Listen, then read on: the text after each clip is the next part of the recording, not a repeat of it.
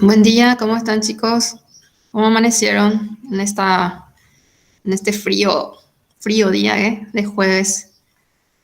Voy a empezar un poquito a llamar de a poquito la lista. Me van a ir diciendo presente y los que van entrando después van a ir colocando después en el chat. Ya estoy terminando la lista. Bueno, ahora en un segundito.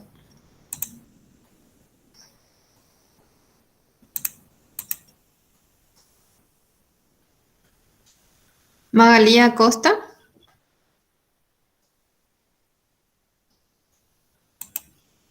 Kaori Aguilera, Vicent Ait, Presente, profe. ok. Elena Alvarenga, Presente, profe. Eduardo Atobe, Presente, profe. Verónica Benítez, Presente, profe. Yara Brites, Guillermo Caballero,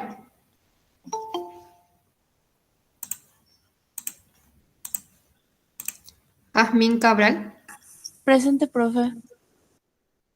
Milena Cáceres, Presente, profe. Milena, ok. Santiago Cáceres, Juliana Cho,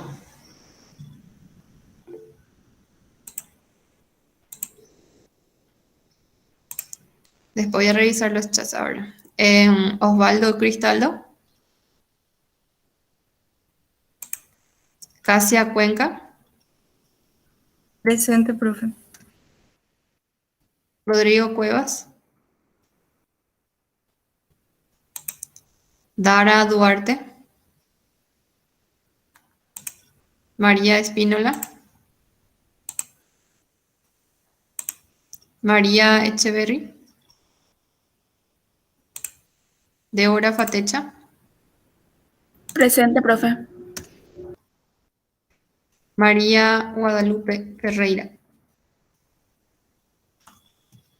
Ana Laura Flores, Presente, profe. Juan Galeano, Presente, profe. Miguel Genes, Oscar Gil, Presente, profe. María Jiménez Carrizo, Presente, profe. Lucas González, Presente, profe. Juan González, Presente. Francisco Grance, Aline Grisac, Presente. Matías Isfram, Jazmín López, Presente. ok. María Paz Maciel, María Sol Mancuello, Presente, profe. Diana Martínez, Presente, profe. Marta Matiauda, Presente, profe. Marcelo Meaurio,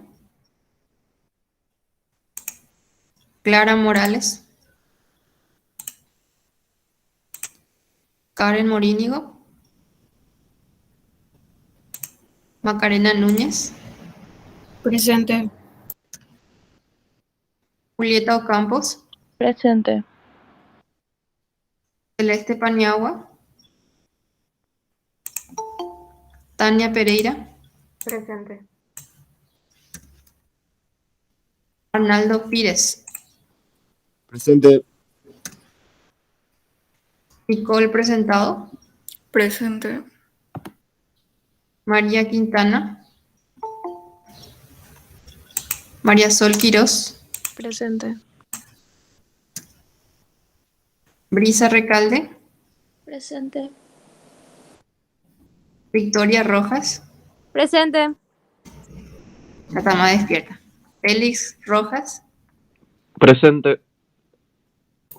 Irina Rolls, Presente, profe.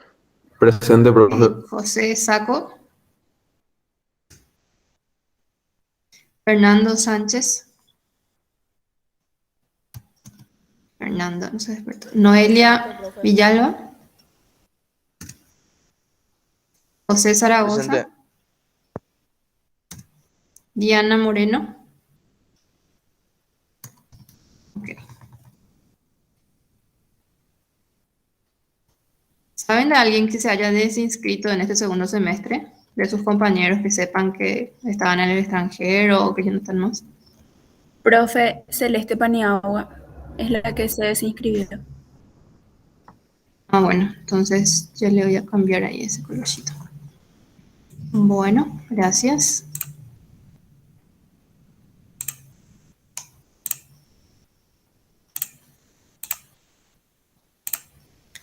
Los que entraron después, pongan nomás en el chat, voy a revisar ahora. Vamos a esperar a que se conecte el doctor Juan para el Badaro y la clase de renal. Bueno, buen día chicos, ¿cómo están? Buen día. Buen día, ¿qué tal? Bien, vamos a comenzar entonces hoy con la clase del módulo de fisiología renal. El mejor módulo de fisiología. Bueno.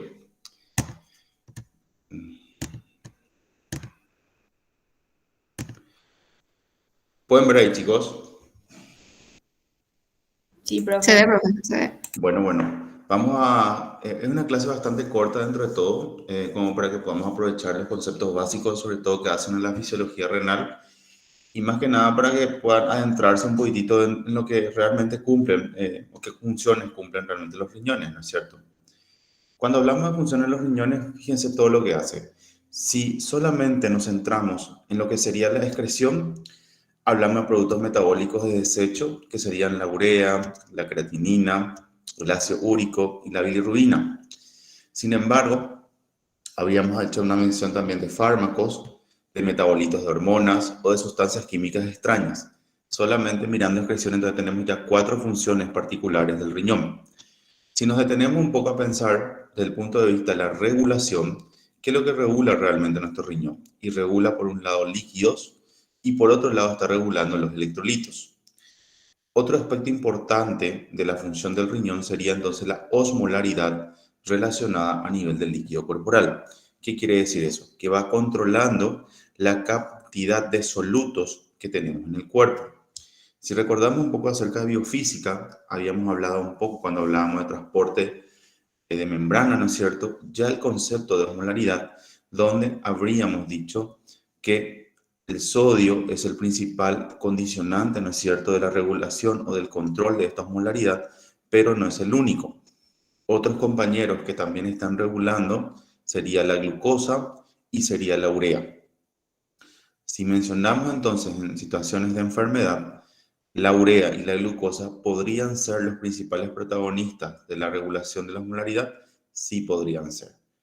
En situaciones donde tengo un paciente que ingrese con glucosa muy por encima de lo normal, de 500, de 600, que esté debutando, ¿no es cierto?, con una enfermedad diabética, o en el caso de pacientes que tengan, por supuesto, ahora una urea bastante aumentada, producto de que ese riñón justamente no está pudiendo eliminar todas las sustancias de desecho que normalmente lo tendría que eliminar, entonces entraría lo que sería un síndrome urémico. Otro aspecto importante es el equilibrio ácido-base. Esto lo van a tocar también, supongo, en bioquímica, cuando vean justamente que el pH de nuestras células no están al azar, sino que están, digamos, direccionados a regular, digamos, cómo funciona nuestro cuerpo. El pH de la sangre sabemos que tiene un promedio de 7.40, ¿verdad? Pero tiene unos extremos, un extremo inferior como normal de 7.35 y un extremo superior que podríamos catalogar de 7.45. Así no es el único, también tenemos el ácido clorhídrico, la sangre venosa, la orina. A medida que pasemos por el módulo de fisiología vamos a darnos cuenta también que la orina tiene su pH característico y eso lo pueden ver cuando se haga un análisis de orina simple. Van a evaluar entonces que dentro de todo lo que se analiza está también el pH, la densidad, etc. Entonces ese pH de la orina puede ir, por ejemplo, de 4 hasta 8 máximo, ¿no es cierto? Entonces nos da ese abanico de posibilidades para saber si esa orina está concentrada, está diluida, qué factores podrían hacer que esa orina esté, ¿verdad?, alterada, digamos. Por otro lado, también algo importante es la presión arterial. Entonces, el riñón también tiene mecanismos de autorregulación, ¿no es cierto?, de la presión arterial. Por supuesto que estos mecanismos, una persona, por ejemplo, que ingiere alta sal o que llena de salsa de soja, por ejemplo, sus alimentos, y si fuera una persona sana, joven aún, donde se supone que no hay ningún problema a nivel del riñón, entonces esos mecanismos de autorregulación, ¿qué es lo que van a hacer? Y van a hacer, van a contrarrestar ese exceso, ¿no es cierto?, de sodio que estamos ingiriendo, y de alguna manera voy a hipertensar un poco, pero el organismo se va a encargar de volver a la normalidad. Entonces, en situaciones de enfermedad, por supuesto, ya que esta autorregulación se ha perdido. Entonces, fíjense la importancia del riñón también en la regulación de la presión arterial. Por otro lado, también tenemos la función endocrina, el calcitriol, que está justamente la hormona, la vitamina D, la secreción de eritropoyetina, y esta hormona que es bastante importante, que ya lo habíamos visto primeramente en la fisiología hematológica, ¿no es cierto? Posteriormente pudimos haber tocado un poquito también en la fisiología respiratoria, sobre todo cuando estábamos sometidos a un paciente de hipoxia, y nuevamente lo tocamos aquí en la fisiología renal, donde la eritropoyetina tiene un valor bastante importante, y es el hecho de por qué, por ejemplo, nuestros pacientes con una afectación de la enfermedad renal crónica, ya cuando un aclaramiento es muy bajo, por debajo de 60 hablamos de enfermedad renal crónica, ¿no es cierto?, el paciente experimenta la anemia. Entonces, muchas de nuestros pacientes que tienen falla en sus riñones, que ya están depurando menos de lo que tendrían que depurar, uno mira sus laboratorios y encuentra justamente también que está anémico. Entonces, esta eritropoyetina forma parte de esa esfera de situaciones que conllevan al paciente, ¿no es cierto?, a que anemice. Y por otro lado también la gluconeogénesis en el metabolismo de las hormonas, que también es un mecanismo importante de generar glucosa, ¿no es cierto?, a partir de aminoácidos, por ejemplo. Entonces, fíjense la importancia que tiene el riñón con respecto a la excreción, a la regulación y a la parte endógena. Entonces, siempre cuando un paciente con patología renal viene al consultorio, lo primero que nos pregunta es ¿por qué tiene problemas en los riñones si el paciente justamente no siente nada? Y es así.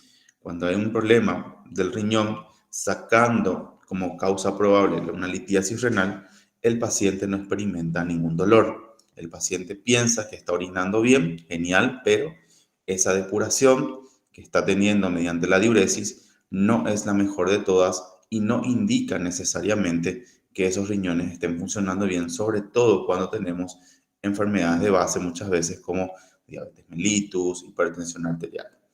Sin embargo, cuando una enfermedad de base, por ejemplo, es la litiasis renal, la predisposición a cálculos renales, ¿no es cierto?, ese riñón sí duele. ¿Pero por qué duele? Por un dolor tipo cólico, ¿no es cierto?, que aparece constantemente cuando esas piedras o esos litos están obstruyendo algún paso de la orina y generalmente produce, ¿verdad?, el dolor. El peristaltismo aumenta, ¿no es cierto?, los uréteres, y es un dolor tipo cólico bastante importante, muy difícil de olvidar, sobre todo para los pacientes que con cierta frecuencia lo experimentan. Rememorando nuevamente entonces la función del riñón en la homeostasis, en la regulación del medio interno que tenemos. Por un lado, la filtración, ¿no es cierto?, esa filtración a nivel plasmático. Por otro lado, la regulación de la osmolaridad, ¿verdad? ¿Por qué? Porque necesitamos que mi concentración de solutos estén en orden, sobre todo dependiendo de quién mayormente, del sodio. No en vano la fórmula es 2 por sodio más glucosa sobre 18 más urea sobre 6. Entonces, ¿por qué tiene tanta importancia el sodio y no el potasio, por ejemplo?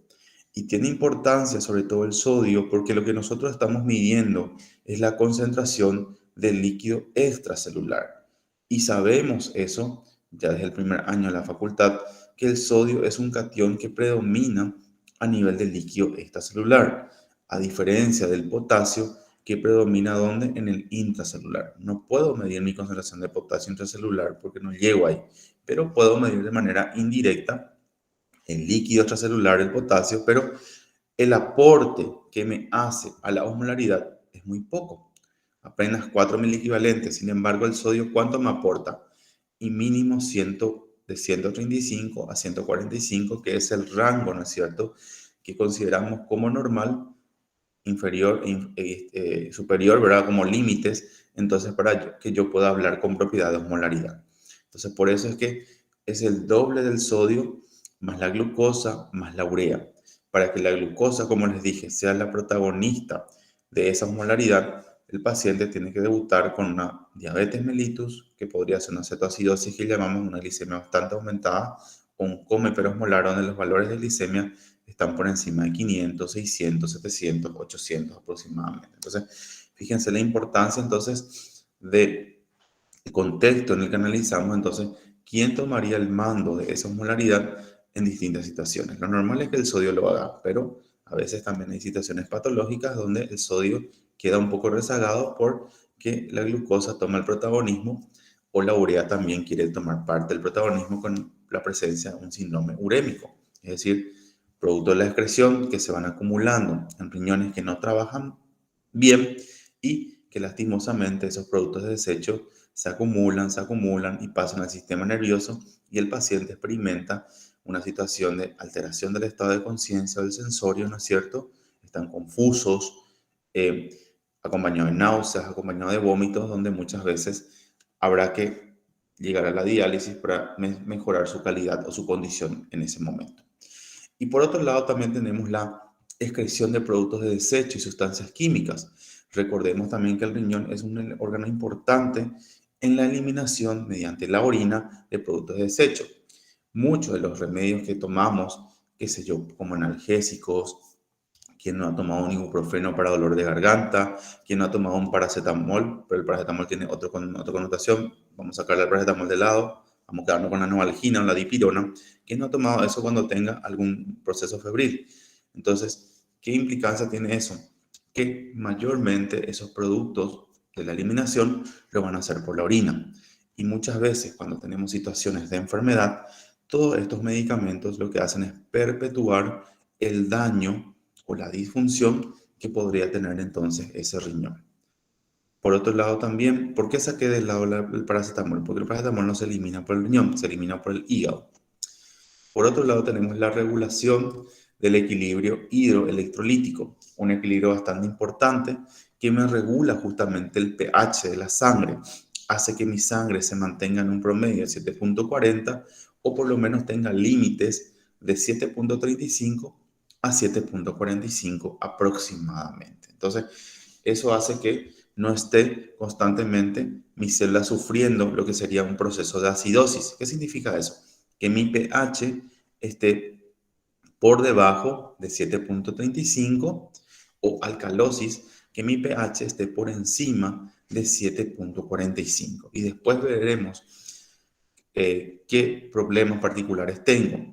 Pero recordar ahora que la regulación del equilibrio hidroelectrolítico o ácido-base, también primeramente el agua, posteriormente el sodio y el potasio, y segundo momento también el equilibrio ácido-base, que está relacionado también con otro órgano particular que sería el riñón y el pulmón. Entonces en la regulación del equilibrio ácido-base estamos con dos órganos, el riñón que se encarga de eliminar todo lo que sea no volátil, ácido sulfúrico por ejemplo, y el pulmón que se encarga de eliminar los ácidos volátiles. Ahí tendríamos por ejemplo también un ejemplo del CO2. Otro aspecto importante en la regulación sería la presión arterial. Entonces, esta presión arterial, que hasta que no demos módulo de fisiología renal muchas veces pensamos que el corazón realmente es el que nos encargaba de la presión, pero ahora ya sabemos que el riñón tiene lo suyo en la regulación. Y por otro lado, rememorar entonces esta regulación de los productos de eritrocitos, ¿verdad? Que sería entonces la eritropoyetina. Entonces, el por qué un paciente con una falla renal crónica, entonces el contexto en el que lo vamos a encontrar sería la anemia. ¿Por qué? porque justamente menor funcionalidad de ese riñón, menor producción, ¿verdad?, de esta hormona importante, porque sabemos que, o vamos a saber, que el 90% de esta producción de la eritropoyetina está dada en el riñón y un 10% en el hígado. Yo puedo tener un hígado, un Mercedes si quieren, pero lastimosamente no funciona, no compensa con los requerimientos que tiene que tener ese paciente para poder regular justamente.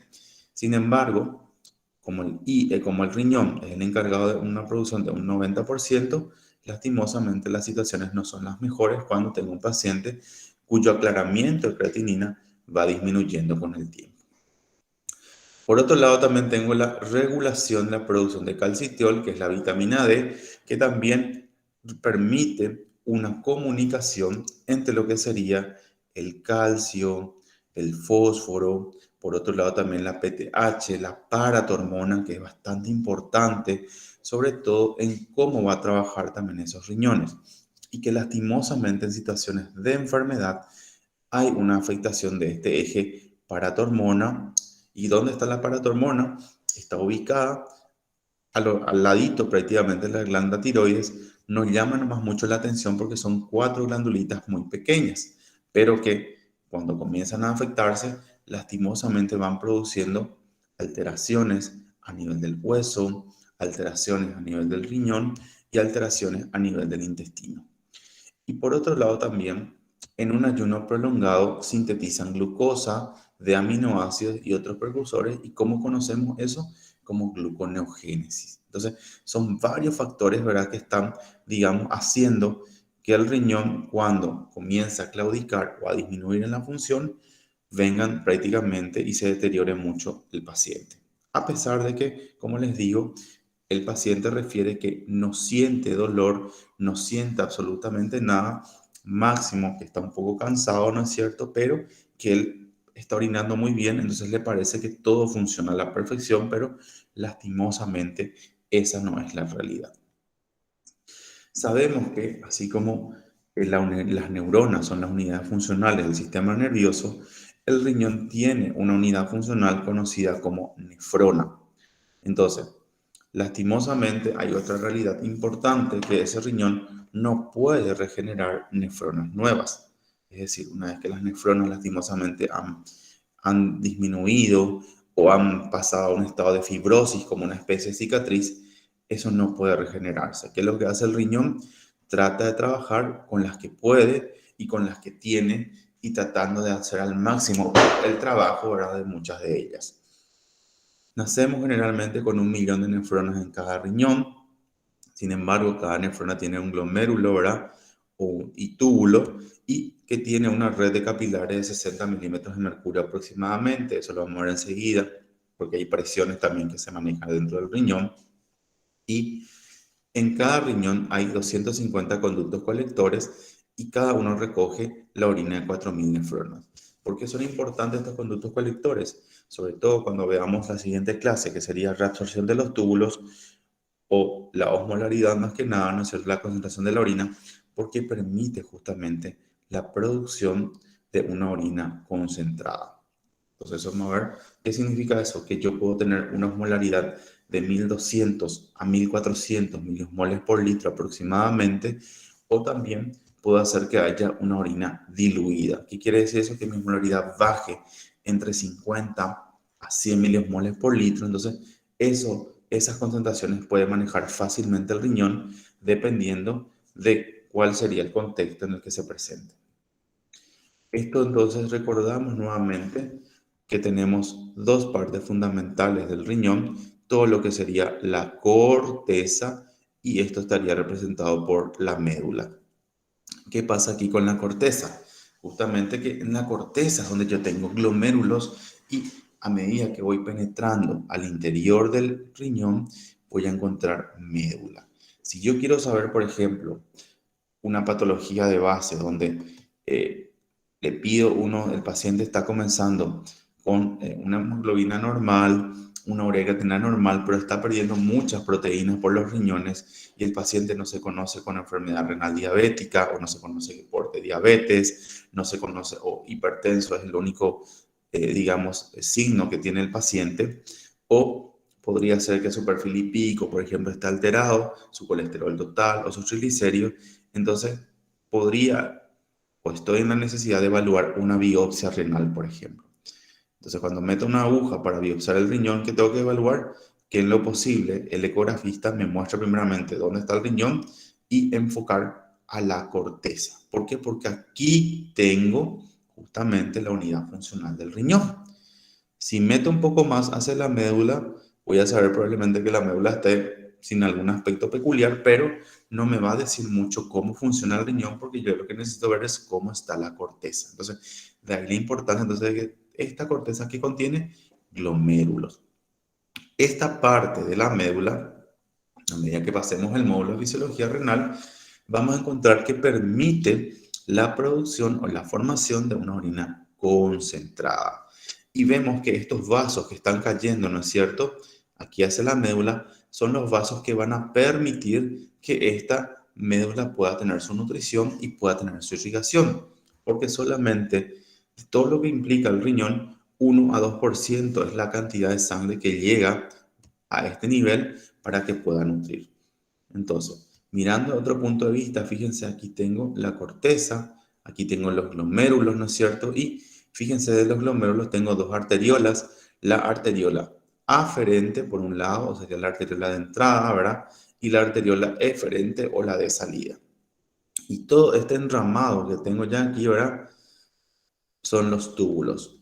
Túbulo contorneado proximal, tu asa de Henle, porción descendente delgada, asa de Henle, porción ascendente delgada, ascendente gruesa, luego llega al túbulo distal y finalmente llegaría al túbulo colector. En la siguiente clase vamos a ver que cada porción de estos túbulos cumple con alguna función particular para la regulación entonces también del riñón. Y aquí tengo otra imagen que justamente me demuestra esto, que sería entonces el glomérulo. Aquí tengo entonces la arteriola justamente también haciendo lo suyo. Y por otro lado, todo este entramado, ¿no es cierto?, que sería el túbulo contorneado proximal, asa de Henle, porción descendente delgada, asa de Henle, porción ascendente delgada, ascendente gruesa, túbulo contorneado distal y finalmente el túbulo colector. Estas nefronas entonces están contenidas ¿dónde? A nivel de la corteza del glomérulo. Aquí tengo nuevamente una imagen que me demuestra la arteriola aferente y la arteriola aferente, que sería esta, y aquí tengo la arteriola eferente o la arteriola de salida, que está en comunicación ya mayormente con los túbulos. Entonces, esto permite conocer qué es lo que está pasando realmente en situaciones patológicas cuando, por ejemplo, hago una biopsia en el riñón.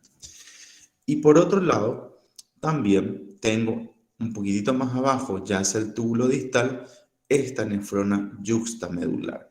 ¿Qué pasa con esa nefrona yuxtamedular? Sería como esa vecina chismosa que todos tenemos en algún barrio, ¿no es cierto?, que cada rato sale a mirar qué pasa por el barrio o qué pasa frente a la casa, ¿verdad?, de uno. Entonces, esta nefrona yuxtamedular permite entonces reconocer o actuar o censar, mejor dicho, por una especie de mácula densa que se llama, censa cuando una persona o un paciente está con tendencia a la hipotensión, es decir, una tendencia a una disminución en la presión arterial. ¿Y qué es lo que hace realmente? Y ahí está la renina, que no puede separarse de ella, y la renina, que no puede trabajar nunca sola, le despierta a la angiotensina 2 y comienzan a elevarse mecanismos para hacer que ese paciente que esté con presión baja recupere de alguna manera o normalice, ¿verdad?, su presión arterial. Y este otro aspecto que se ve aquí, los vasos rectos, que llegan a nivel de la médula, ¿no es cierto? ¿Para qué? Para nutrir justamente, porque sabemos que a nivel de la médula es muy poca la cantidad de sangre oxigenada que llega, entonces es como que le tira una especie de lazo aquí que sale de la nefrona yuxtamedular y finalmente va a permitir entonces de esa manera nutrir en esa porción importante también de todo lo que implica el riñón. El primer aspecto entonces que analizaremos será la formación de la orina por la nefrona. Entonces, ¿cuál es el primer punto? El primer punto sería entonces la filtración. ¿Qué es lo que filtra el riñón realmente? Y fíjense, filtra agua, filtra nutrientes, desechos que van pasando por los capilares glomerulares hacia la cápsula de Bowman de la nefrona. Es decir, el 99,9%, o sea, filtra todo prácticamente. Glucosa, también aminoácidos, sodio, potasio, etc. Pero así como filtra, es decir, que pasa por aquí, también tiene que reabsorber. No puede eliminar todos los solutos porque si no estaríamos en problemas. Entonces, ¿cómo se llama ese proceso de reabsorción nuevamente de solutos? Bueno, sería reabsorción realmente. O sea, ¿cómo sería el proceso que hace que todo lo que se filtre yo pueda hacer lo que vuelva nuevamente aquí? Es la reabsorción de los túbulos. Entonces, ¿dónde ocurre eso? El túbulo proximal. ¿Qué pasa en este túbulo proximal? Que casi toda el agua y los nutrientes se reabsorben a la sangre. ¿Qué significa eso? Que casi el 99,9% de la glucosa se reabsorbe de vuelta, o el mismo porcentaje de aminoácidos, un porcentaje menor ya cuando hablamos, por ejemplo, de sodio, de potasio, de algunos electrolitos. Entonces, pero necesariamente necesito que se reabsorba esto, porque si no estaría perdiendo mucho por la orina. Aquello que no puedo reabsorber, necesito secretar. Entonces, aquí ocurriría la secreción del túbulo, sobre todo en el túbulo distal, ¿verdad? Los desechos adicionales se secretan activamente de la sangre hacia el lóbulo. Entonces, pero también hay un proceso que sería la concentración. Entonces, ¿qué se carga? Esta parte del túbulo, que sería el túbulo colector, sobre todo ya colector medular, ¿no es cierto?, hace que pase más agua, ¿verdad?, a la sangre, y de modo que la orina esté más concentrada, ¿verdad? ¿Cómo yo sé, por ejemplo, cuando una orina está concentrada? Algo práctico. Fíjense cuando se levantan, generalmente por la mañana, a orinar. Ese primer orín de la mañana, una orina bastante concentrada, un poco turbia, tal vez, que posteriormente se va aclarando, ¿no es cierto?, a medida que pasa el día, y sobre todo si tomamos una ingesta de agua. ¿Cuánto es la ingesta de agua realmente? Y aproximadamente 2,5 litros de agua al día, ¿verdad? Entonces, esa orina concentrada, esa primera orina de la mañana, es una orina bastante concentrada que acumula todo prácticamente lo de la noche madrugada. A medida que pasa el día, entonces eso se va aclarando un poco más. Y la excreción de una sustancia, ¿cómo la medimos realmente? Justamente, lo que se filtra menos lo que se reabsorbe, le sumamos lo que se secreta. ¿Por qué le restamos lo que se reabsorbe? Porque yo puedo filtrar acá en la glucosa, por ejemplo, pero no va a pasar por todo este túbulo la glucosa. Automáticamente ya acá en el túbulo contornado proximal, que va a ser una especie de aduana, ¿verdad? Que no, la glucosa no va a pasar acá. Automáticamente va a volver a reabsorberse de vuelta. ¿Por qué? Porque la glucosa es un nutriente importante, no solamente para el sistema nervioso, sino prácticamente para todo nuestro organismo. Cuando no tenemos glucosa, se activa una serie de mecanismos, ¿verdad?, que hacen que de alguna manera consigamos otro nutriente si no tengo glucosa. Por eso que la glucosa es importante para todas nuestras funciones prácticamente. Esta imagen nos demuestra dónde estamos parados justamente cuando voy eliminando alguna sustancia en particular. Aquí tengo una sustancia A, una sustancia B, una sustancia C y una sustancia D, ¿verdad? La sustancia A, ¿qué me dice? Aquí van pasando las sustancias y prácticamente voy filtrando, ¿no es cierto?, de alguna manera todo, ¿verdad? Sin embargo, la sustancia B ya me está diciendo que acá no se filtra todo, acá tengo que reabsorber necesariamente alguna sustancia. ¿Y quiénes entrarían como ejemplo entonces de esa reabsorción? Justamente ahí tengo, por ejemplo, al bicarbonato, a la glucosa, al aminoácido. O sea, todas esas tienen que reabsorberse. Claro, dependiendo también en qué momento del túbulo se encuentra, ¿no es cierto? Y estoy hablando si está en el túbulo proximal, enlace de Henle, túbulo distal o túbulo colector, algunas sustancias se van a reabsorber más que otras. Túbulo proximal es como el amigo, reabsorbe prácticamente la mayor cantidad de sustancias, pero a medida que va pasando por los túbulos, por ejemplo, podemos llegar a la porción gruesa ascendente enlace de Henle, ya no es más tan amigable, solamente va reabsorbiendo algunos solutos en particular, cloro, sodio, potasio, por ejemplo, pero mucho menor en cuanto a cantidad y concentración si comparamos con el túbulo proximal. O, por ejemplo, si llegamos al túbulo distal, también va a haber reabsorción de cloruro de sodio, ¿verdad? P mucho menor, y así sucesivamente.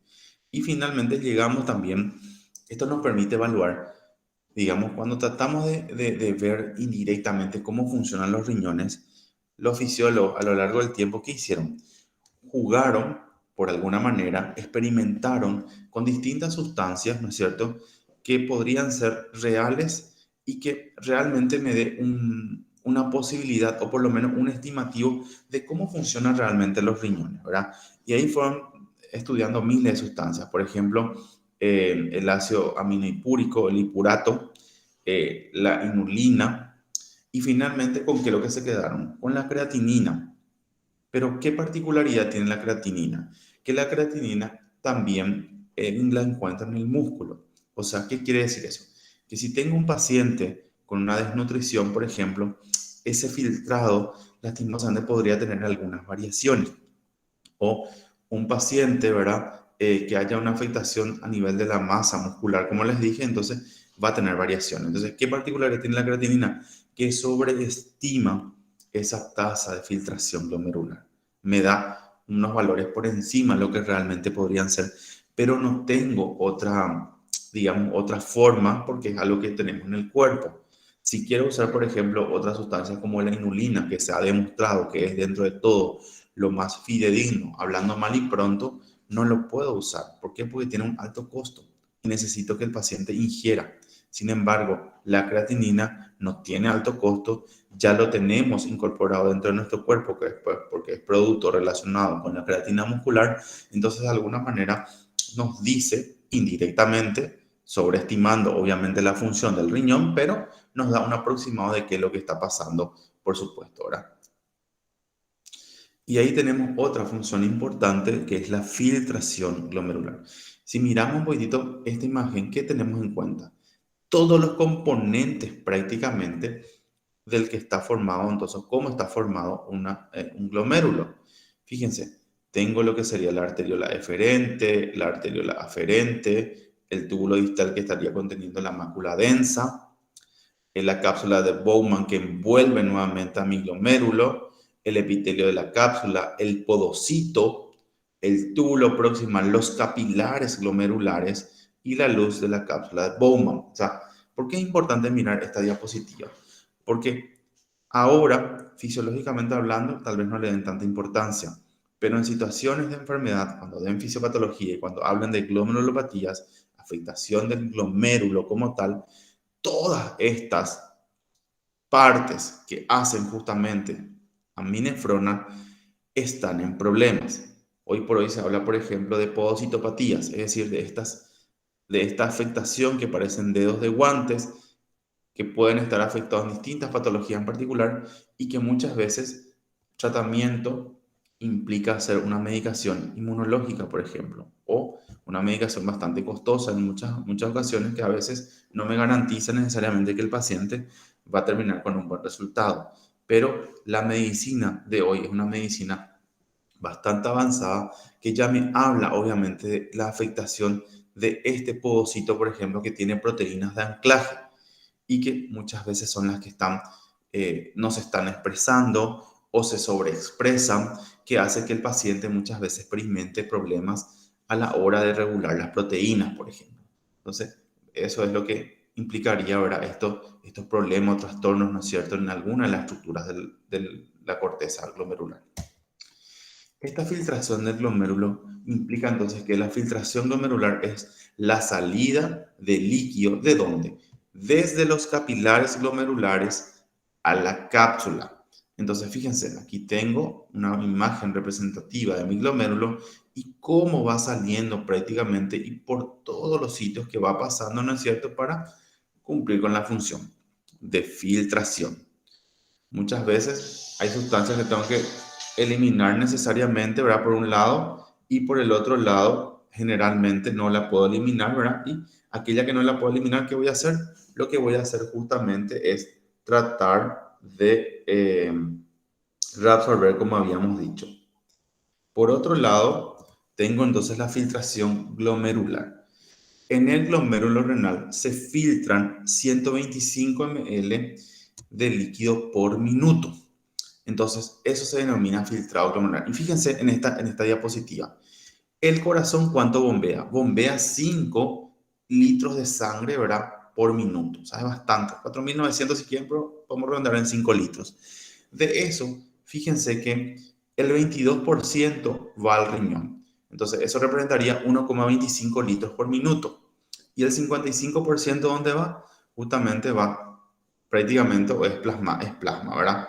Entonces, esta parte plasmática, ¿qué dice? Voy a filtrar un 20%. Y ese 20% que filtra representaría entonces 125 ml por minuto. Entonces, ¿qué pasa? El 99% de ese filtrado es lo que reabsorbemos. Ese 99% puede ser glucosa, puede ser aminoácidos, por ejemplo. Y el 1% del filtrado es lo que se elimina. Si el cuerpo, en este caso el riñón, no hiciera eso, fíjense, estaríamos orinando aproximadamente 23 litros de orina al día. Es imposible sostener a un paciente que orina esa cantidad. Es incompatible prácticamente. ¿Por qué? Porque fíjense que ese paciente, para tratar de que no tenga una deshidratación bastante importante, tendría que estar ingiriendo 23 litros de agua al día o de líquido al día. Yo no creo que exista algún ser humano que pueda sostener tanto tiempo eso. Entonces, por eso es que el 99% del filtrado necesariamente tiene que reabsorberse y 1% es lo que tiene que eliminarse. Entonces, la otra pregunta es, ¿cuánto realmente lo que un paciente tiene que orinar para poder decir que mínimamente las funciones del riñón pueden, digamos, sostenerse? Y sería medio litro. ¿Por qué es importante estos números? Porque sí son importantes los números acá. Porque a partir de medio litro para abajo, nosotros estamos ante una entidad patológica. ¿Qué quiere decir eso? Un paciente, según algunos libros de fisiopato, de patomédica, ¿verdad? O de clínica médica, dicen que si un paciente orina 400 a 500 ml en 24 horas, estamos ante un caso de oliguria. ¿Qué significa eso? Orina poco. Orina 400 cc prácticamente en 24 horas. Hasta 500 podemos tirar de acuerdo al libro que lean. Sin embargo, si un paciente orina, por ejemplo, entre 50 ml y 100 ml al día, o sea, prácticamente no está orinando, eso se llama anuria.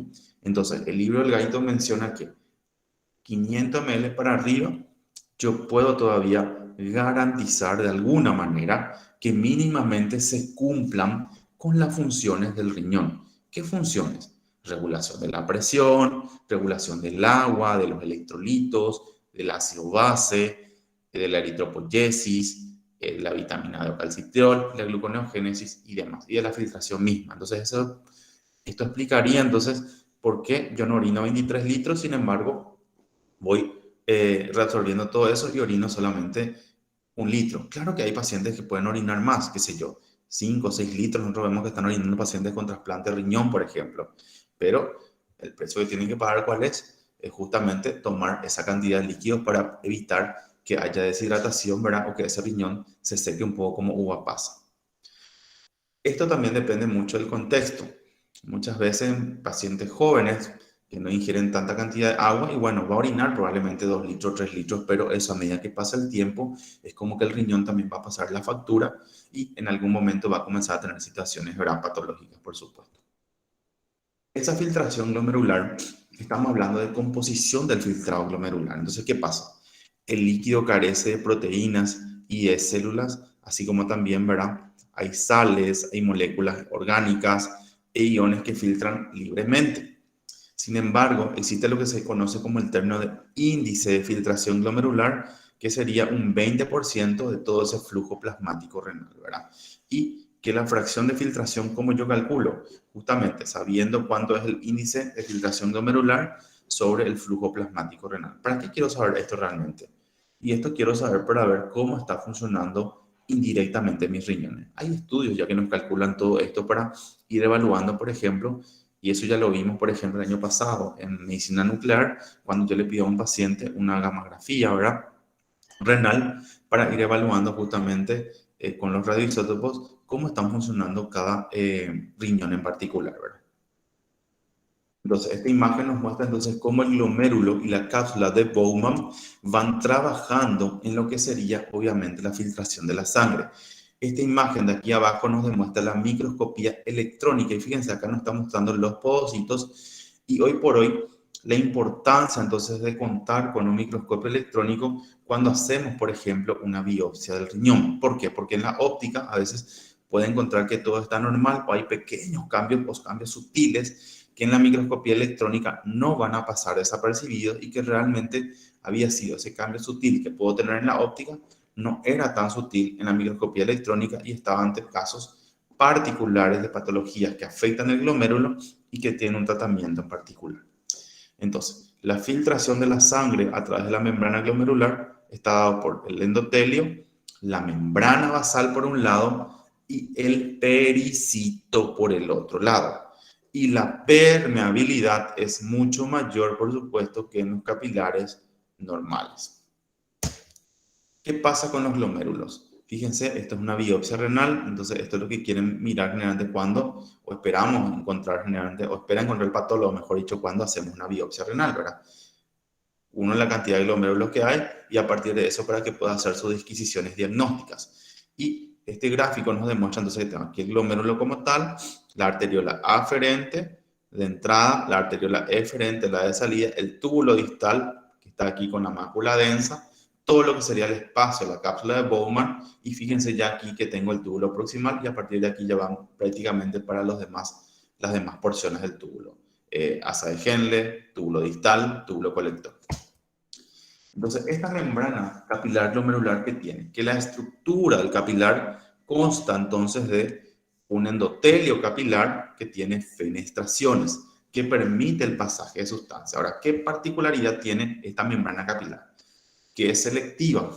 Uno, que está formada por proteoglucano y colágeno y que le asignan una carga negativa. Entonces, ¿qué pasa? Las proteínas no tendrían por qué pasar. ¿Por qué? Porque sabemos que la carga de las proteínas es negativa mayormente y son moléculas muy grandes, muy pesadas.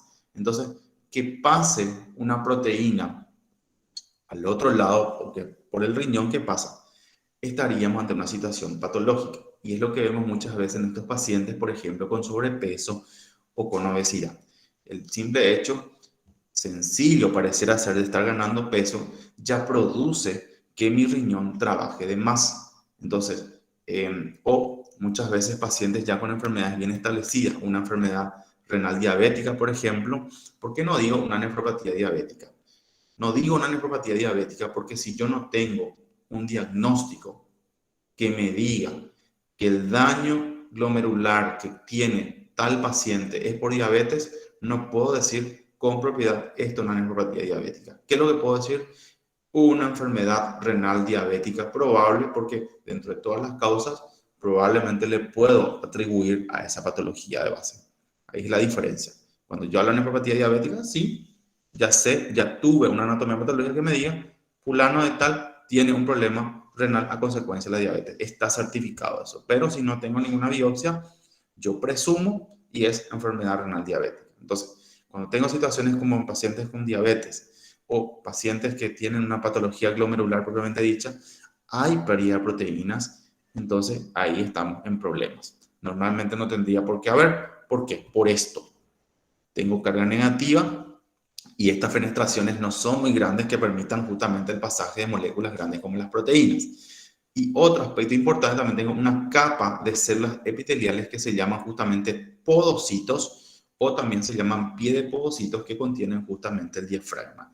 Y esto hace que sea una especie de barrera de filtración. Entonces, fíjense, aquí tengo los podocitos, aquí tengo la lámina basal, las fenestraciones que lastimosamente son muy pequeñas, son micras prácticamente, y donde la albúmina es gordita, es grandecita, es robustita, como siempre decimos cuando queremos decir gordito que soy robusto, en fin.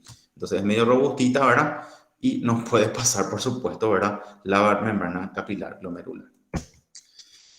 Esto es justamente una imagen de microscopía electrónica. Hablamos entonces de membrana basal glomerular, la luz del capilar. Aquí tenemos entonces los podocitos, que son una manera de dedos de guantecito, el diafragma y muchas patologías, en particular glomerulares, sobre todo primarias y secundarias, es decir, secundarias, por ejemplo, puede ser una diabetes mellitus, cursan con una afectación de estas estructuras o proteínas de anclaje que puedo tener a lo largo de todo de esta membrana podocitaria, ¿verdad? Y finalmente hacer que perpetúe la enfermedad en estos pacientes. Entonces, esta filtración glomerular, ¿qué implica? La filtración de los solutos es inversamente proporcional, ¿verdad?, a su tamaño. ¿Quiénes van a poder ser filtradas? Aquellas moléculas que tienen un tamaño pequeño. Las grandecitas dependerá de la carga nuevamente, pero las pequeñitas sí van a poder pasar sin ningún problema, ¿verdad? Y justamente la pared glomerular filtra la sustancia según su tamaño y su carga eléctrica. Y las moléculas cargadas negativamente son menos fácilmente filtradas que aquellas cargadas positivamente. ¿Y por qué? Y justamente por la composición, ¿verdad?, que implica ya esa barrera de filtración glomerular. Recordemos que están cargadas por un lado y por el otro lado esas fenestraciones hacen que moléculas grandes, robustitas, ¿verdad?, no puedan pasar. Existen determinantes entonces de ese filtrado glomerular. Y esta imagen nos demuestra esto, que tengo la arteriola aferente, la de entrada, la arteriola eferente y en medio de eso tengo presiones que van manteniendo eso. La presión hidrostática glomerular, 60 milímetros de mercurio, la presión coloidosmótica glomerular, 32 milímetros de mercurio, y la presión que está en la cápsula de Bowman, que aporta un 18 milímetros de mercurio. ¿Qué es lo que dice esto? Que la filtración va a depender del coeficiente de filtración capilar. ¿Cómo calculo eso? Esto. Existe una presión neta de filtración que es de 10 milímetros de mercurio. Eso es ya el producto de la suma y la resta, ¿verdad?, entre las fuerzas que, así como habíamos visto en lo que sería la fuerza de Starling, ¿se acuerdan? Aquellas fuerzas que se oponían o aquellas fuerzas que favorecían, ¿no es cierto?, con la función cardíaca. También en el riñón tenemos fuerzas que se oponen y fuerzas que favorecen.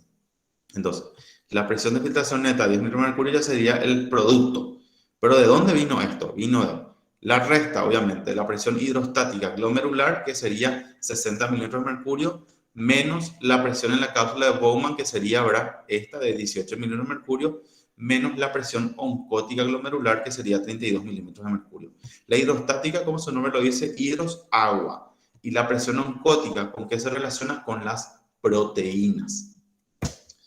Entonces, ¿por qué es importante esto? Porque hay presiones que favorecen la filtración, como por ejemplo la presión hidrostática glomerular, que es de 60 milímetros de mercurio, y la presión oncótica del espacio de Bowman, pero que representa 0 porque está prácticamente igual. Sin embargo, hay presiones que están en contra de la filtración, que se oponen. ¿Y quiénes serían ahí? La presión hidrostática del espacio de Bowman, que es 18 milímetros de mercurio, y la presión oncótica del capilar glomerular, que es 32 milímetros de mercurio. Entonces, esta diferencia, 60 menos 18 menos 32, da una presión de filtración glomerular neta de 10 milímetros de mercurio. Entonces, cuando yo hablo de promover la filtración, ¿qué significa eso? El aumento de la presión hidrostática intracapilar, o sea, hace que permita el pasaje de solutos, ¿verdad? O el aumento de la presión coloidosmótica extracapilar. Sin embargo, ¿quiénes son aquellas que impiden, ¿no es cierto?, la filtración? El aumento de la presión hidrostática, ¿no es cierto?, extracapilar, y el aumento de la presión coloidosmótica intracapilar. ¿Qué quiere decir eso? Que aumenta probablemente entonces mi cantidad de proteínas. Todo lo que está relacionado con la parte oncótica o coloidosmótica está haciendo referencia entonces a las proteínas. Y mirando de otro aspecto, entonces, estos mecanismos que tengo, fuerzas que favorecen la presión hidrostática del capilar glomerular, y dentro, ¿no es cierto?, 60 milímetros de mercurio. Y la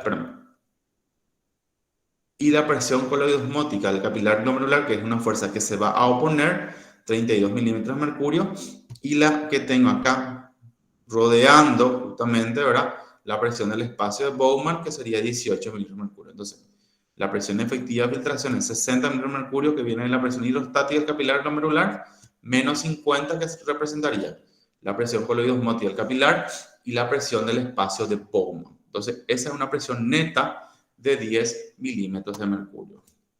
¿Por qué es importante saber todo esto realmente, verdad? Y por esto, fíjense, cuando yo tengo un incremento de la presión hidrostática en el espacio de Bowman, ejemplo, una obstrucción urinaria podría ser un paciente con patología prostática a medida que pasa el tiempo, sobre todo por encima de los 50 años que tenemos.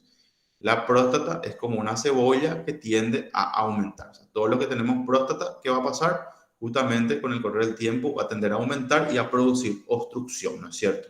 Entonces, ¿qué significa que haya obstrucción en la orina? Que hubo un incremento en la presión hidrostática, ¿verdad? En el espacio Bowman.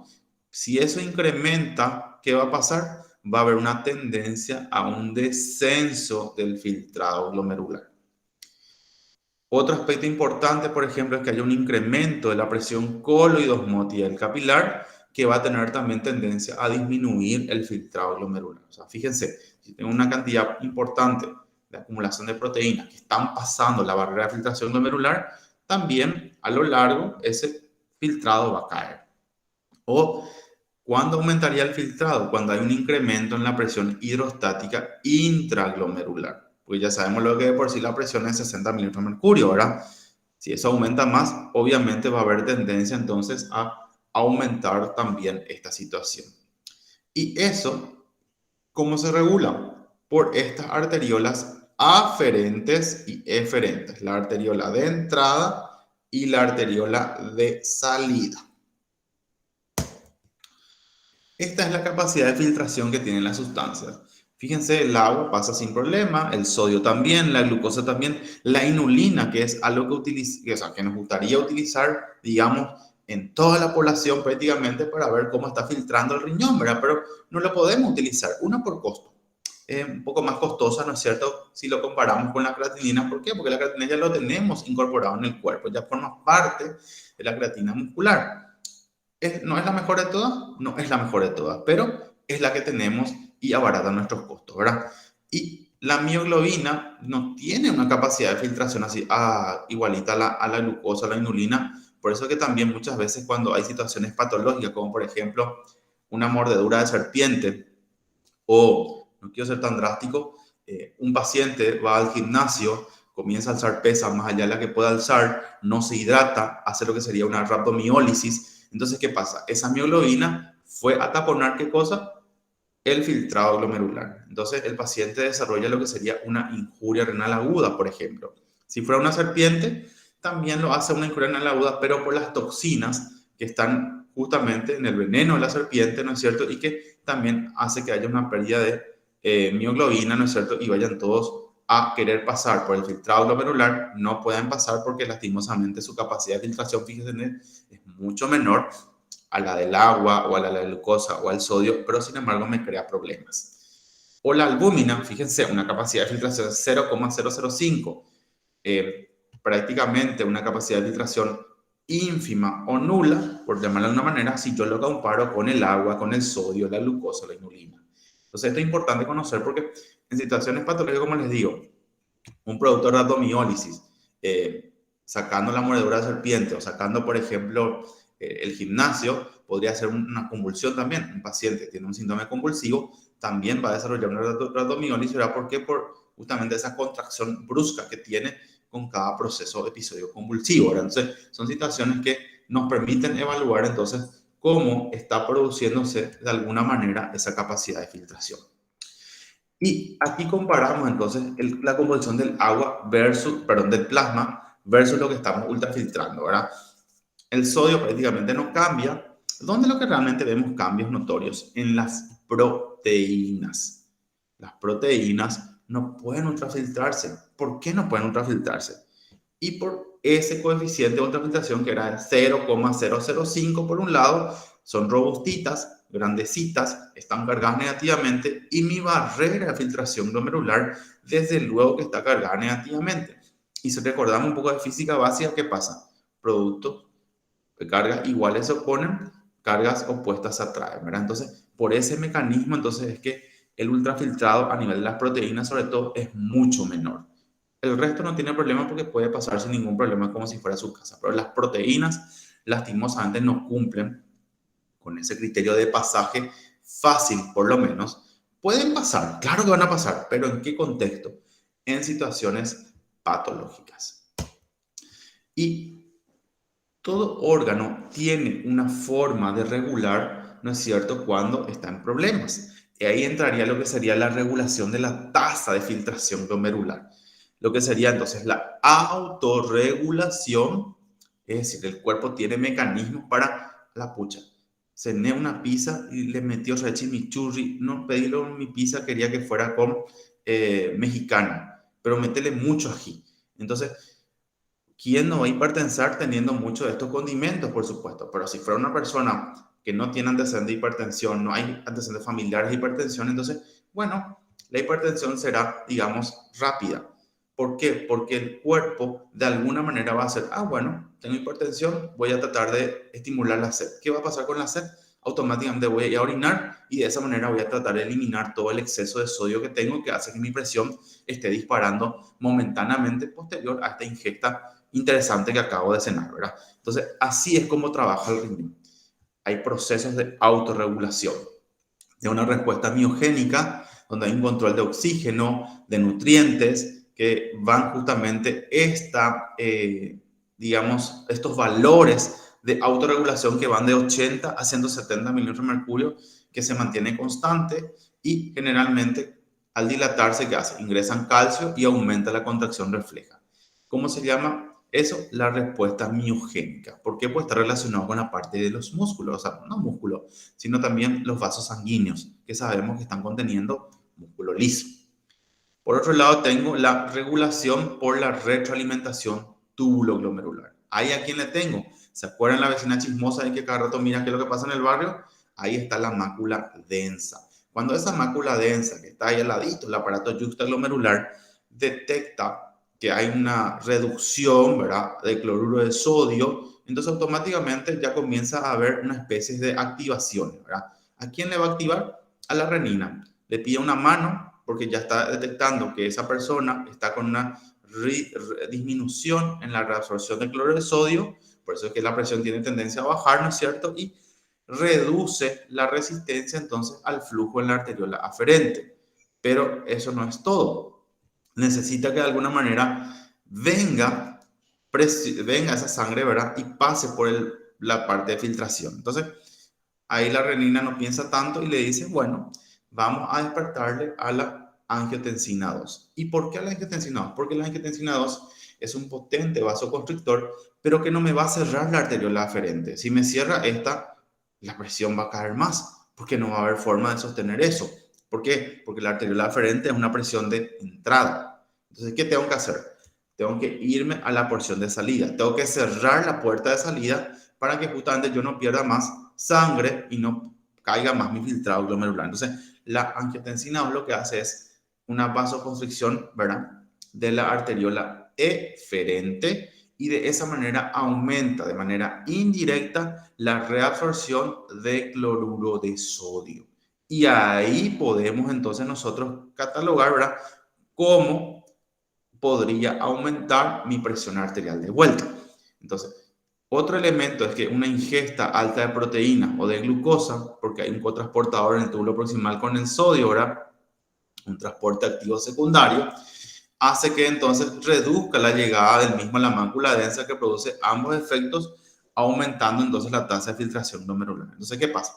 Le despierta la angiotensina 2 y la angiotensina 2 produce una vasoconstricción. ¿Por qué la angiotensina 2 no actuaría a nivel de la arteriola aferente?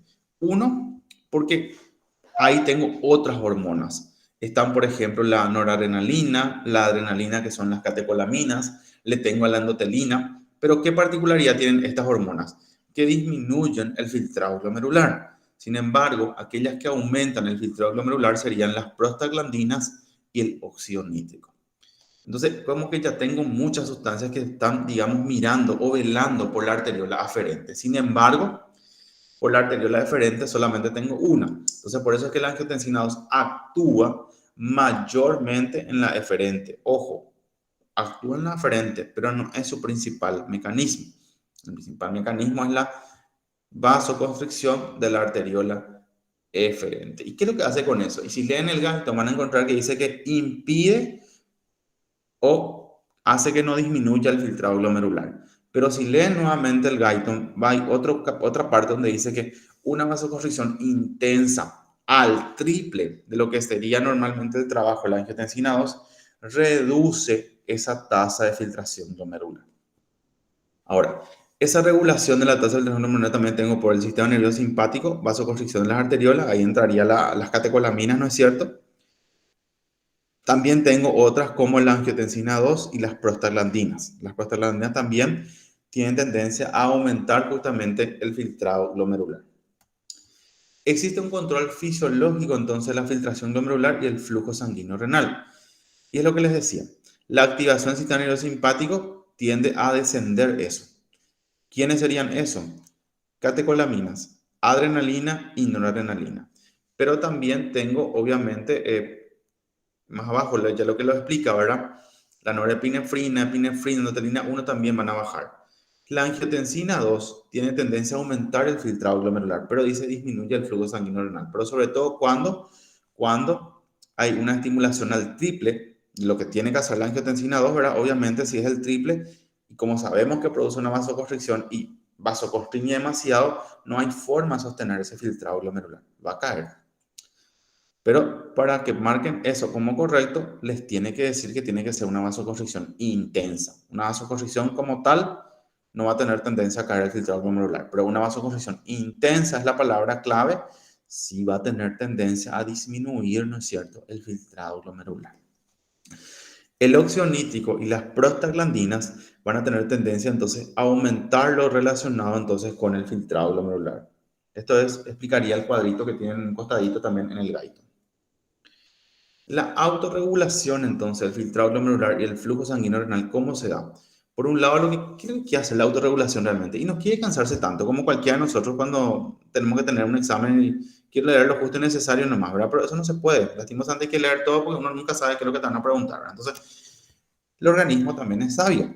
Quiere mantener algunas cositas nomás sin estresarse tanto. Entonces, por eso viene la autorregulación.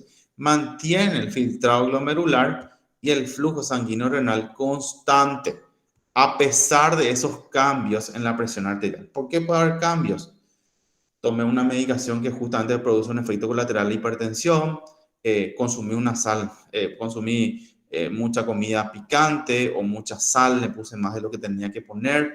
Entonces, bueno, dice el cuerpo, no tengo que estresar tanto, vamos a tratar de regular eso como podamos.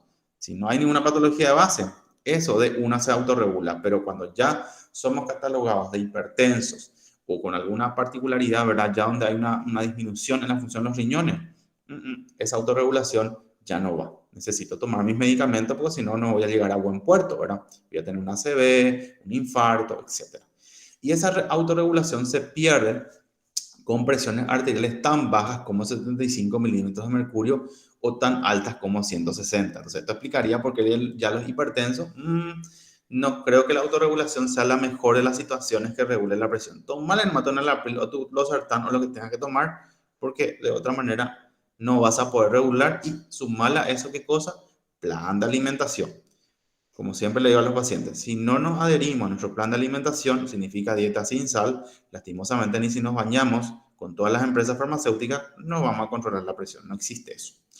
Y cuando cae muy por debajo, en situaciones, por ejemplo, de shock, puede ser un COVID, estamos muy en boga en la pandemia, pacientes que tienen tendencia ahora a la hipotensión secundaria, todo lo que implica la afectación por la neumonía al SARS-CoV-2, también no existe autorregulación, lastimosamente. Tengo que darle algún fármaco que me estimule o que me eleve justamente la presión arterial. Y por otro lado también tengo lo que sería el equilibrio glomérulo-tubular. ¿Qué es lo que hace? Aumenta el filtrado glomerular porque aumenta la reabsorción en los túbulos. ¿Pero dónde va a aumentar? Y mayormente en el túbulo proximal. Esto es como cuando nos íbamos en el colectivo, ¿verdad? Y decían más hacia el fondo, más hacia el fondo, más hacia el fondo, y no había la forma de que haya más hacia el fondo porque no hay más lugar. Entonces, ¿dónde se va a ir toda la gente? Y siempre se quedaba todo ahí en la puerta, nomás luego ya en la tribera, o si no, en la parte cerca del chofer, ¿verdad? Uno se sentaba en el regazo del chofer. Entonces, ¿qué pasa con eso? Que en el túbulo proximal es donde tengo un aumento de la reabsorción tubular. Ahí es donde realmente se va. Si yo espero que el túbulo distal haga lo suyo. Y ese literal espera sentado, porque el túbulo distal no tiene capacidad, comparando con el túbulo proximal, de reabsorber todo lo que haya. ¿Qué es lo que hace el túbulo distal haciendo eso? Trata de evitar sobrecargas, que el túbulo distal allá se sobrecargue demasiado, ¿verdad? Y por otro lado tengo lo que sería esa retroalimentación y la diuresis o natriuresis por presión, que ya lo vimos también en el módulo circulatorio, que cuando tengo un exceso consumo de sal, la sed, estimula la sed, agua, me voy a orinar. Entonces elimino sodio o elimino el agua. Por eso hablamos de diuresis o de natriuresis por presión. Y la regulación miogénica, que acabamos de ver en diapositivas anteriores, donde los vasos sanguíneos, sobre todo el músculo liso, hacen lo suyo también, un estiramiento, lo que fuese, para tratar de regular también esa presión arterial. Y el mecanismo entonces de retroalimentación túbulo-glomerular, ¿qué implica? Implica que tengo dos componentes, una arteriola aferente y una arteriola eferente. Entonces, cuando hay una caída de la presión arterial por miles de factores, infecciones, fármacos, etc., entonces, ¿qué pasa? Hay esa presión hidrostática glomerular, ¿verdad? Está ahí evaluando qué es lo que pasó, está resintiendo que tiene pocos solutos y que no puede sostener un filtrado glomerular normal. Entonces, ¿qué pasa? Tiene tendencia a caer. Entonces, bueno, ahí ya la mácula densa hace lo suyo. ¡Tarán! Tengo que actuar acá, dice la mácula densa, ¿verdad? Entonces, hay una disminución de la reabsorción de cloruro de sodio en esa mácula densa. Entonces, automáticamente la mácula densa ya tiene su mecanismo de alarma. Ya llamó ahí para que puedan ayudarle. ¿Y a quién le llamó? A la renina. La renina no trabaja sola. Tiene que trabajar con la angiotensina. Le embolia siempre. Acá le embolia la angiotensina 2, ¿verdad? Entonces, ese aumento de la angiotensina 2, ¿qué va a hacer? Va a haber un aumento en la resistencia a la arteriola eferente. Entonces, ¿qué va a producir la angiotensina 2? La vasoconstricción de la arteriola eferente. Y entonces, ¿qué va a pasar? De manera indirecta, por retroalimentación negativa, va a hacer que haya mayor reabsorción de cloruro de sodio, y con eso, en estas líneas discontinuas, va a llevar a que haya un aumento de la presión hidrostática del capilar glomerular. Entonces, es lo que ocurre en el mecanismo donde el paciente tiene tendencia a la presión arterial, a la hipotensión arterial, mejor dicho, pero secundaria a infecciones, a fármacos o algún evento en particular que haya hecho, obviamente, que baje demasiado esa presión y que no se pueda controlar. Entonces, la angiotensina 2 que produce, mensaje para la casa, vasoconstricción de la arteriola eferente. ¿Actúa a nivel de la eferente? Indiscutiblemente actúa, pero no es el principal mecanismo. El principal mecanismo es la eferente, porque es como la que se queda desprovista, y bueno, y si ya no hay, le dejamos solamente con la angiotensina 2 para que pueda actuar. Y este cuadrito maravilloso, pero engorroso a la vez, habla de la regulación entonces de la filtración glomerular. Fíjense, cuando yo hablo de autorregulación, que tengo el mecanismo miogénico. ¿Qué pasa con ese mecanismo miogénico? El estímulo principal, ¿cuál va a ser? El aumento de la distensión de la arteriola aferente. ¿Y eso qué va a hacer? Contrae de manera refleja el músculo liso, obviamente, la arteriola aferente. ¿Cuál va a ser el efecto? Una disminución del flujo glomerular, ¿verdad? Sin embargo, la otra autorregulación, pero donde yo menciono la retroalimentación túbulo-glomerular, ¿qué es lo que hace? Ante la llegada escasa de sodio y cloro a la mácula densa como estímulo principal, el mecanismo de acción, ¿cuál va a ser? La constricción de la arteriola eferente. ¿Y eso qué va a producir? Un aumento del flujo glomerular. ¿Qué pasa entonces en la regulación, obviamente, neural, verdad? Un aumento de la actividad simpática, podemos hacer un aumento de la actividad de la noradrenalina, por ejemplo, que va a producir una constricción de la arteriola aferente y disminuye el flujo glomerular. En la regulación hormonal, ya hablo ahí de la angiotensina 2. ¿Cuándo actúa esta hormona? Cuando hay una disminución del volumen sanguíneo, sistema, renina, angiotensina, ¿no es cierto? Y ahí, ¿qué hace? La angiotensina 2 produce una constricción de la arteriola aferente y eferente. Sí, porque la angiotensina 2 actúa en ambas, pero el principal mecanismo es la constricción de la eferente sobre todo, ¿verdad? Y hacen que haya un descenso del filtrado glomerular. Y en la regulación hormonal, el péptido natriurético auricular, que produce una distensión, entonces, de la aurícula derecha, ¿no es cierto? Y ¿qué hace? Hace que haya una relajación de las células. ¿Qué células? Las células mesangiales y finalmente produzcan un aumento entonces también del flujo glomerular. Entonces, hablando mal y pronto, ¿cuáles son los tipos de regulación? La autorregulación, la regulación neural, la regulación hormonal. En la autorregulación tengo el mecanismo miogénico o también la retroalimentación túbulo-glomerular. En la regulación neural están metidas las catecolaminas, ¿verdad? El aumento de la actividad simpática sería un estímulo principal. En la hormonal le tengo metida la angiotensina 2, que actúa a nivel aferente y deferente, eso es cierto, pero que mayormente va relacionada con la deferente, sobre todo cuando hay un descenso en la presión arterial, ¿verdad? Pero si hay una vasoconstricción intensa al triple del valor normal, ahí ya va a tener tendencia a disminuir ese flujo glomerular. Y la regulación hormonal también menciono péptido natriurético auricular, que ayuda, ¿cómo lo estimulamos esto? Justamente con la distensión de la aurícula derecha, ¿no es cierto? Y que permite la relajación de las células mesangiales y el aumento entonces del filtrado glomerular. Entonces, este cuadro resumiría los aspectos que tenemos aquí relacionados entonces con la filtración del glomérulo. Entonces, una clase bastante peculiar para cuando hablamos entonces justamente de todas las funciones, ¿no es cierto?, que van cumpliendo entonces los riñones en particular. ¿Alguna pregunta, chicos?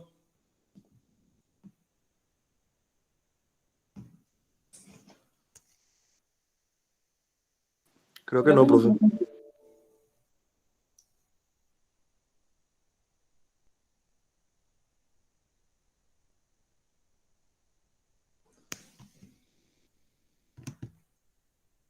Bueno, podemos descansar 10 minutitos y después seguir un ratito con la retroalimentación entonces, ¿sí? O 5 minutos, no sé.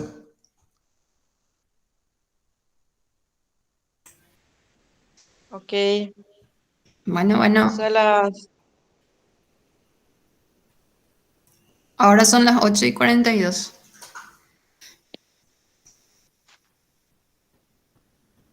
Mi grupo se puede quedar en este mismo enlace, el del grupo 3. Sí, normalmente hacemos todo juntos, Fabi. Ah, dale, perfecto.